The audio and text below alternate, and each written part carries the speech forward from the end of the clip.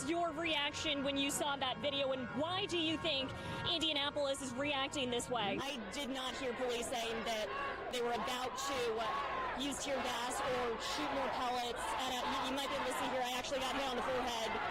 Myself and the rest of my crew here, we were tear gassed. And you can see this happening again right now behind me. The owner of this restaurant had nothing to do with George Floyd. Sean Reed. No. What do you want to say to that owner and the people who work here? What I really want to say to that owner is I apologize dearly. Dan, we are dealing with thousands of power outage reports in this area. We can't see you there, but I can hear you. I imagine we're seeing a lot of what you're seeing down there in Johnson County. We're standing right in front of a down power line here. Julia, you've learned more about the victim at this point.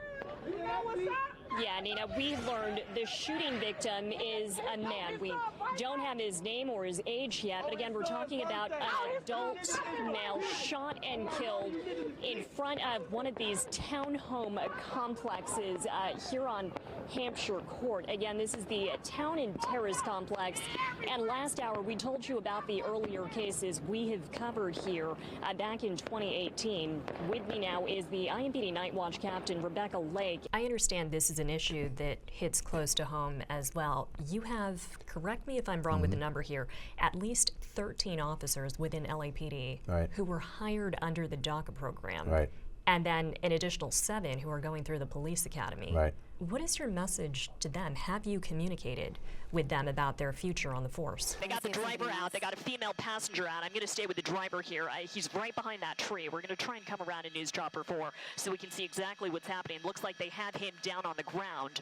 Driver is down. They're searching the passenger side of this car now. And that female who was pulled out, they were taking her into custody as well. It looks like they just took her wig off. That's right. She had long purple hair when they pulled her out. Looks like it's shorter and lighter colored now. She's over on the right side of the screen. I'm going to stay zoomed out a little bit so we can see what's happening against the fence of that nursery where they have the driver, the pursuit suspect, pushed up against the fence now. That is just how fast he has been driving for as long as we have been. Oh, look at that. Just crashed into the back of that truck. Oh, look at that damage. This is spinning out now on the eastbound 210. Oh, my goodness. Wow. Oh, my goodness. Okay, this is coming to a stop now, and I'm going to stay wide on this. We don't know the condition of this driver. We don't know how injured he might be. We don't know if there were any passengers there, but the entire driver's side of this black SUV is just wrecked. And that truck that it hit on the eastbound 210, that truck is still moving, doesn't look badly damaged, tells me that driver is okay. But again, we're going to stay wide because we just don't know the condition of whoever might be in that black SUV. That's exactly right, Robin. We've been tracking this together for about half an hour now. I'm going to zoom out and show you what's happening on the southbound or eastbound side of the 101. Every couple of minutes, California Highway Patrol is shutting down all southbound or eastbound lanes. What a mess, Robin. This propane tanker still on its side. It's in the middle of the roadway on the eastbound 60. This is right past Valley Way. There are ambulances here. We have not seen anybody being transported, but what we could see from miles out was this backup. Look at this. CHP is running a full traffic break. They're diverting all eastbound 60 drivers at Valley Way. And then I want to show you this too. They've got the on-ramp closed here. Look at the alternate. Look at Valley Boulevard. Standstill traffic. And then if you look south of here, your other good alternate, that's backed up as well. This is Harupa Road. Take a look at these 3 units I'm zooming in on. You can see where the winds tore off the roof on this home. The siding, the fencing here has been destroyed. It looks like that license plate on that vehicle also blown sideways. And then look at this home right across the street. This is going to be on Persimmon Lane. As I widen out, I want to do something here that we did during wildfire coverage. I'm going to turn on the mapping graphics that we have here in the helicopter. As I zoom out, look at this black smoke coming out of it. They are still dropping fire retardant around this home because look how close it is to other structures. There is an entire neighborhood right now being threatened as this home goes up in flames. I'm just thankful to be alive. Stephen Bledsoe is thankful this year is almost over. He jokes he's having a very 2020 Thanksgiving. Not again, like, bro. It started with this Wednesday night around 9. Firefighters got families and pets out safely after an electrical fire at Highland Point Apartments on Michigan Road. You see, they still got lights on. 44 units were damaged, not including Stevens. He went to bed, grateful his unit was spared. But hours later, firefighters rushed back to Highland Point. Some guy, I don't know who he was, he just got the beating on everybody's doors. And I'm in the middle of my sleep. I'm like, bro, what is you doing? He looked at me, fire. Stephen jumped out of bed, saying there's no better alarm at 3 in the morning. Fire officials confirmed smoke detectors did go off during both fires. It was the sound of a fire truck that woke the Nia Overton. Me and my son got out as quick as we could. When we went into the hallway, smoke was filled, and we ran downstairs. We were on the 3rd floor where the fire was. This tree upstairs didn't make it, but residents all managed to get out. Stephen didn't grab much and went back today to salvage what he could. The Nia fled with the essentials. My Bible, purse, and that's it, and my son. Tonight, she and her son are able to go home. About 70 neighbors are not, including Stephen. No matter where these Hoosiers are eating turkey, they're giving thanks with newfound perspective. 2020 has definitely been a roller coaster. It has. It has been something that has brought attention to life, death, appreciating the moments that you have. Thankful for the dude that woke me up, because if I'll probably still be in there asleep right now, for real.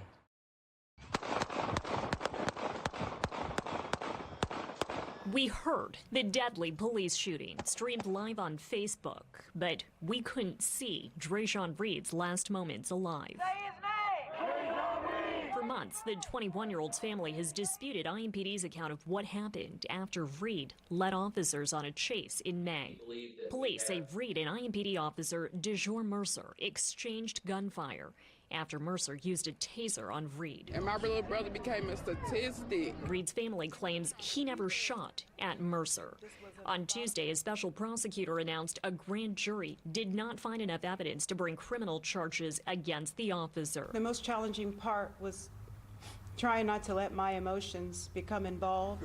State police revealing immediately after the emotional announcement, their investigation found Reed fired twice. Those were ballistically checked. Based on ballistics and audio evidence. So each one of these is a shot fired? But now, attorneys for Reed's family are disputing the grand jury's findings and its decision not to indict. I'm mostly disappointed in the fact that we are not surprised. Attorney Fatima Johnson questioned how an officer could fire 13 shots, killing a man, and face no charges, and what that says about IMPD training and culture, and what we call the justice system. Dre'Jon will not be afforded the privilege of finding justice inside of a criminal courtroom. Her calls for systemic change and increased police accountability echoed by protesters, including Reed's sister. There's no justice.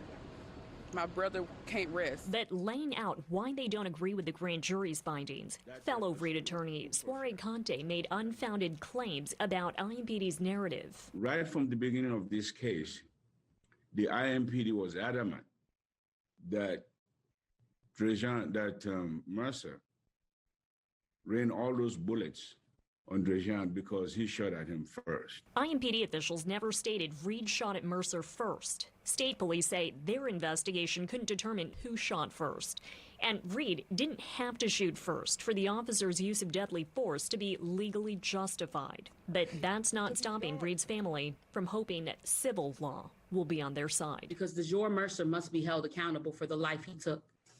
The city must answer for their role in hiring people like him.